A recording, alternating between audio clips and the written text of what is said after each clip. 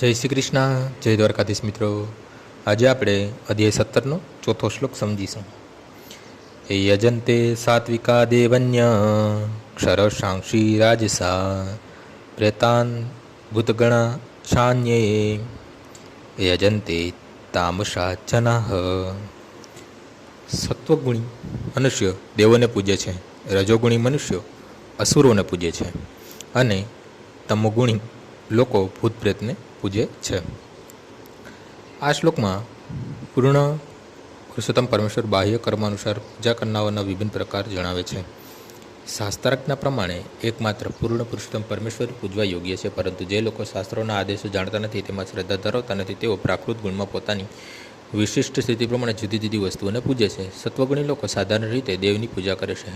બ્રહ્માજી, જીવ, શિવજી તથા ઇન્દ્ર, ચંદ્ર, સૂર્ય વગેરેનો દેવોમાં સમાવેશ થાય છે. દેવો અનેક છે. સત્વગુણી મનુષ્ય કોઈ વિશેષ હેતુપૂર્વક કોઈ વિશેષ દેવને પૂજે છે. એ જ રીતે રજોગુણી મનુષ્ય અસુરોને પૂજે છે અને એમને સ્મરે છે.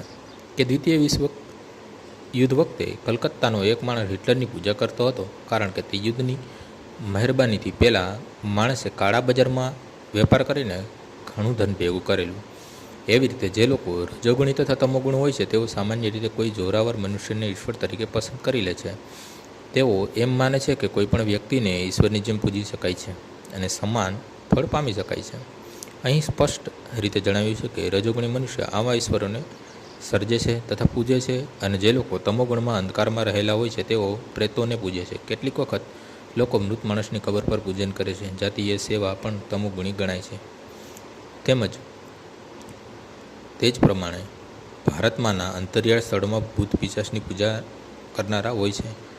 અમે જોયું છે કે ભારતમાં નિમ્ન જાતિના લોકો કેટલીક વખત જંગલમાં જાય છે, અને જો તેમને એવી માહિતી હોય કે અમુક વૃક્ષ ઉપર ભૂતનો વાસ છે, તો તેઓ એ વૃક્ષની પૂજા કરે છે અને બલિ ચડાવે છે. આ પૂજાના વિભિન્ન પ્રકારો વાસ્તવિક ઈશ્વર પૂજા નથી. ઈશ્વર પૂજા તો તે લોકો માટે છે કે જેઓ શુદ્ર સત્વમાં દિવ્ય રીતે સ્થિત થયેલા છે. શ્રીમદ ભાગવતમમાં કહ્યું છે, સત્વમ વિશુદ્ધમ વસુદેવ શબ્દિતમ. જ્યારે મનુષ્ય વિશુદ્ધ સત્વગુણમાં સ્થિત થાય છે, ત્યારે તે વાસુદેવની પૂજા કરે છે. આનું તાત્પર્ય એ છે કે જે મનુષ્ય પ્રકૃતિના ગુણોમાંથી સંપૂર્ણ શુદ્ધ થઈ ગયા છે અને દિવ્ય અવસ્થામાં છે, તેઓ જ પૂર્ણ પુરુષોત્તમ પરમેશ્વરની પૂજા કરી શકે છે. નિર્વિશેષવાદીઓ સત્વગુણમાં સ્થિત હોવાનું માનવામાં આવે છે અને તેઓ પંચદેવની પૂજા કરે છે. તેઓ ભૌતિક જગતમાં નિરાકાર વિષ્ણુને પૂજે છે, કે જેને તત્વજ્ઞાનમય વિષ્ણુ કહેવામાં આવ્યા છે. વિષ્ણુ તો પૂર્ણ પુરુષોત્તમ પરમેશ્વરના વિસ્તાર છે, પરંતુ નિર્વિશેષવાદીઓ આખરે ભગવાનમાં વિશ્વાસ ધરાવતા ન હોવાને કારણે એમ માને છે કે વિષ્ણુનું સ્વરૂપ નિર્વિશેષ બ્રહ્મનું જ છે. એક અન્ય પાસું છે. તે જ પ્રમાણે તેઓ માને છે કે બ્રહ્માજી રજોગુણના નિરાકાર રૂપ છે. તેથી તેઓ કેટલીક વખત પૂજવા યોગ્ય એવા 5 દેવોનું વર્ણન કરે છે, પરંતુ તેઓ નિરાકાર બ્રહ્મને જ વાસ્તવિક સત્ય માને છે. તેથી તેઓ અંતિમ રીતે સમસ્ત પૂજવા યોગ્ય વસ્તુઓને ત્યજી દે છે. નિષ્કર્ષ એ છે કે ભૌતિક પ્રકૃતિના વિભિન્ન ગુણોને દિવ્ય પ્રકૃતિવાળા મનુષ્યોના સંગથી વિશુદ્ધ કરી શકાય છે.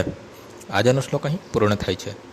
આવતીકાલે ફરીથી સવારે 6 વાગ્યે મળીશું. જય શ્રી કૃષ્ણ.